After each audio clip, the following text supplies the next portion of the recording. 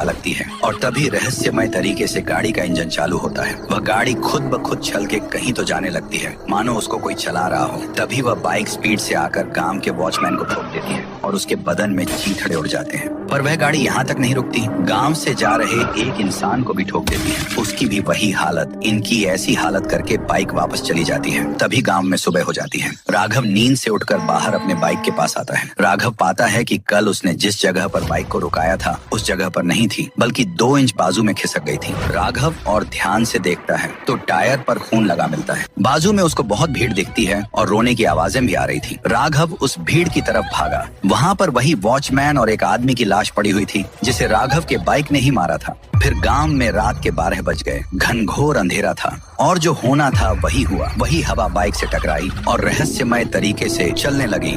उसी टाइम राइस्टार दूसरे गांव से इस गांव में बाइक से आ रहा था कि उस पर उसी राघव के बाइक ने हमला किया कि राइस्टार अपने बाइक के साथ 15 फीट तक उछल जाता है। राइस्टार पास के ब्रिज के कारण जिंदा बच पाता है। राइस्टार नीचे देखता है तो वह बाइक पागल हो चुकी थी। उसको कुछ भी समझ में नहीं आ रहा था, उसको बस इंसान को मारना था। बिना ड्राइवर के बाइक देख राइस्टार की रूह कांप जाती है। अगले सुबह राइस्टार एक आदमी को वहाँ से गुजरते देख उस आदमी के पास आता है। अरे भाई, क्या तुम मुझे बता सकते हो कि इस गांव में नीली कलर की बाइक किसके पास है? नीली कलर की बाइक तो शायद इस गांव में, हाँ, ये बाइक राघव नाम के लड़के की है। फिर राइस्टार उसको धन्यवाद करके राघव के घर की ओर निकला। कुछ मिनटों बाद राइस्टार राघव के घर पहुंचा। वहाँ राघव बाइक साफ कर रहा था। राइस्टार उसके पास जाकर उससे बोला, ए राघव, ये जो तुम्हारी बाइक है ना, वह श्रापित और भूतिया है। कल रात को तुम्हारी बाइक बिना ड्राइवर के चल के आई और मुझ पर हमला किया। अरे भाई, वही तो मुझे 3 दिन से समझ में नहीं आ रहा। जिस दिन मैंने ये बाइक लाया उसके अगले दिन 2 मौत हुई और मेरे टायर पर खून भी लगा हुआ था। कुछ तो घपला है। अच्छा बताओ कि ये बाइक कहाँ से लाए थे?